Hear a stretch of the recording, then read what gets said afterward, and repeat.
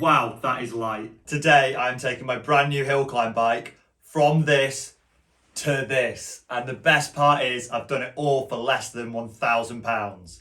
This is now a sub 6 kilo hill climb machine.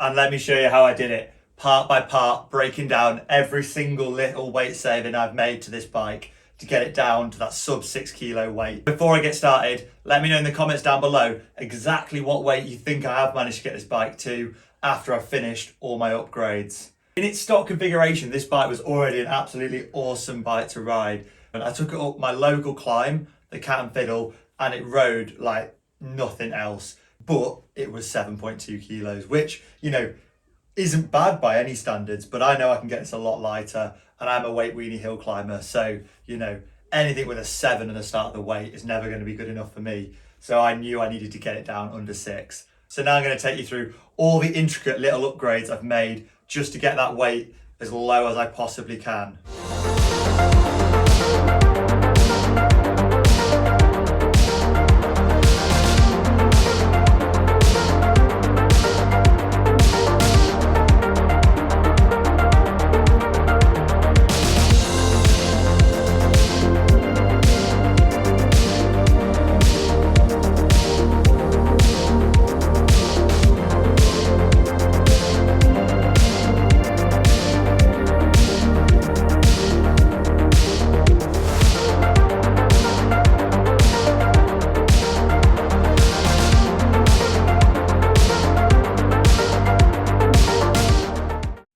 Okay, so let's go through all the different upgrades I've made to get this bike as light as possible. We're actually going to start out with something that could be considered a downgrade. I swapped out the original Zip SL70 Aero bars for these sketchy AliExpress bars that only weigh 140 grams. The stock Zip bars, whilst really nice, did weigh 230 grams, so it was a really easy weight saving to be had. The next area of weight saving I went for was these brake calipers. Now these are copies of Cane Creek EE calipers, but there was no chance I could afford the official ones. These shaved a huge amount of weight off the build, and they only cost me around 70 quid, while performing almost as well as the original Ultegra calipers. The upgrade I was the most excited for was the cassette. Now this is a ZTTO SLR Gen 3 cassette, and I genuinely couldn't believe the weight when I saw it on the product page. It is only 113 grams in an 11 to 28 11-speed cassette. The teeth are all actually really nicely machined with like the proper Shimano style ramps on them, and shifting is brilliant. The only downside is the top 3 sprockets are made out of a block of aluminium, so I don't think durability is going to be really that good. However, it is just a race day cassette, so it won't be getting many miles, so hopefully it'll last at least a season. Tyres were another area I managed to save quite a lot of weight. I went for these Maxxis High Road SL tyres that are only like 180 grams each, and combine them with a set of TPU tubes to knock a load of weight off the wheels. These tyres were actually a really good deal. They were only 23 quid each in 28C, which fit perfectly on these wheels.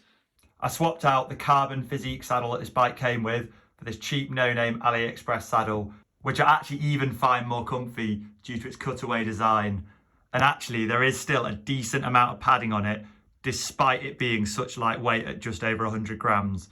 I do know that are some really light saddles available with no padding at all that go down to around 50-60 grams. However, they're quite expensive, and I decided to choose the more comfortable option. However, it's not something I'm averse to trying in the future. I've also swapped the stock Dura Ace skewers, which whilst really solid and nice, did weigh a very hefty 120 grams for these titanium ZTTO ones. These only weigh around 50 grams for the pair, which I know is not the lightest. However, I used some lighter ones in the past and they just weren't stiff enough with how they mounted the wheel, and I often found I could skip the wheel out the dropouts. So I've gone for these, which have a slightly larger area that contact the dropouts, so hopefully I don't have as many issues. Another great value upgrade I've done is this Uno Advanced stem. Now this stem, along with the cheap AliExpress bolts, only weighs 104 grams, and cost me less than £15 for it all. And if you're worried about durability, I survived the 3-peak cyclocross with one of these stems, so I'm really not concerned about durability at all. A slightly sketchier upgrade I've made is I've swapped out the original steerer bung for an ultralight, I think 15 gram little tiny one that cost me $1 on AliExpress. So we'll see how that goes, and hopefully I don't crack my steerer. Now we've got the absolute best value upgrades, and they are the best value because they are the free ones. Firstly, you can save almost 100 grams from just removing your bar tape. In some cases, even more than 100 grams. I think by removing this, I knocked up around 80 grams off the build weight. And even, you can get rid of bottle cage bolts. You're not going to use a bottle in a hill climb that only lasts 5 minutes. So you may as well, just absolutely for free, just get rid of your bottle cage bolts. Each bottle cage bolt can weigh almost around 5 grams. So 4 bolts there is 20 grams. Plus on this frame, I've even got these little cable stops I can remove, which may only be a couple of grams, but there's no point having them on there if I'm running Di2. One little tip though, to stop any water getting into your frame where the empty bottle cage bolts are, is you can cover it with a little piece of electrical tape just to stop your frame getting full of water. Next up, let's talk numbers. And I'm not just talking the weight of the bike, I'm talking the exact cost per every single gram I've managed to save on the build. On the screen now, you can see a table of every single upgrade I did and exactly how many grams they saved me and its cost per gram. Starting off with the worst value upgrade then, which was the brakes. They cost me £56 to only save 156 grams at 36 pence per gram. Next up were the tyres and cassette. Both saved me around 134 grams for around £46, costing me 35 pence per gram saved. Then for me, TPU tubes were actually not that strong of an upgrade at 32 pence per gram saved, as they only saved me 15 grams due to the bike coming stock with some ultralight tubes to start with. The bars were next, £24 for 93 grams saved at 26 pence per gram saved. It's pretty good. The stem, just shy of 30 grams for £4.84, so 16 pence per gram saved. The saddle was £8 and saved me 65 grams, so that's just 12 pence per gram saved. And the skewers were one of the strongest upgrades on the build, saved me 75 grams for just £5, so 7 pence per gram saved. Obviously, removing your bar tape for free is 0 pence per gram saved. All of these upgrades I've made then totaled around £200. Now, it doesn't take a genius when you factor in the fact I paid £925 for the base bike to see this build is now well over that £1,000 target. Now, here's the part that's often overlooked. Selling all the old stuff. I managed to sell the Ultegra brake calipers for £25 and the fancy zip carbon bars for £100. So that has recouped me £125 off the cost of the base bike. And there's still a bunch of other stuff I haven't got around to selling. If you're really smart about it, you can even often end up covering the cost of all your upgrades, especially if you're swapping branded components for ultra lightweight, no-name AliExpress stuff. I've even seen mates of mine manage to strip down bikes and sell the group sets, wheels and finishing kit and end up netting a very, very cheap or even free frame set. All in, the total cost is £925 for the bike, £200 for the upgrades, and when you factor in the £125 I managed to recoup from selling the parts I didn't need locally, it takes me just under the magic total of £1,000. Let's cut the chat. Now for the bit you've all been waiting for. What does it weigh? Wow, at 5.88 kilos, that is really light, but it hasn't actually got pedals on yet, and I can't ride it without pedals. I want this build to be sub-6 with pedals on, so there is one more thing. The elephant in the room that I'm sure you've all been screaming at your screens about is, why do I still have the big chain ring? Now, I race hill climbs on a whole variety of different courses, and one of the big climbs local to me is one called the Cat and Fiddle.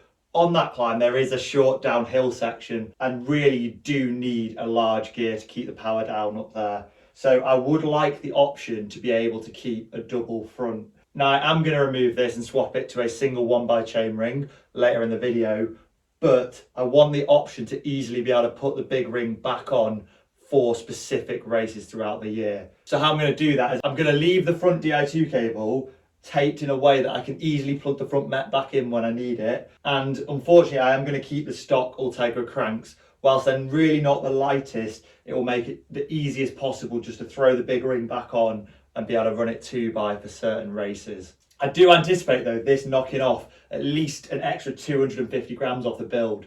So let's get cracking with it.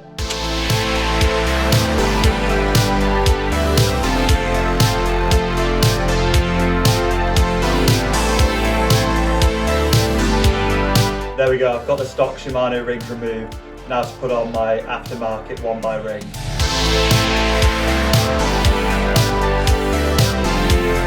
Whilst it may not be the prettiest solution, it has worked and I've got the 1x ring on the ultralight crank.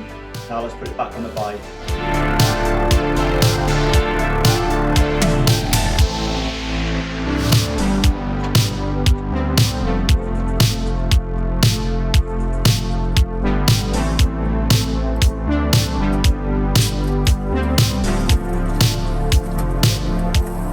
Right, now the build's in its final form, let's throw it back on the scales and see what it ends up weighing. I cannot believe just quite how light that is. 5.66 kilos and all for less than 1,000 pounds. When I've thrown my Favero pedals on, which weigh around 300 grams, it will still be under that magic 6 kilo barrier. And the weight is only part of the story. On the road, the reduced mass makes a huge difference, especially with how incredibly light the wheels are. It's nimble, fast accelerating, and on really steep climbs, like Hard Knot, it makes a huge difference. I cannot wait to have the opportunity to race on this bike next summer and see just how fast I can push it up the climbs. We've hit sub 6 kilos, but this is actually only phase 1 of all the upgrades I have planned. From here, it's less about value for money and more about pushing the absolute limits of what is possible with this frame. For phase 2, I'm talking carbon wheels, new cranks, ultralight saddle, and anything else I possibly can throw at this bike to get that weight even lighter and get it climbing even faster. If you've got any ideas for any parts I should throw on this build, let me know in the comments down below. I've also had what I think might be just about the best value hill climb wheels on the planet arrive in the post. So get yourself subscribed so you don't miss my review of those wheels. If you've enjoyed this build, it's only just about the start of what's to come with this bike. Phase 2 is already in the works and I've got some huge racing goals for next season. I'll see you all in the next one.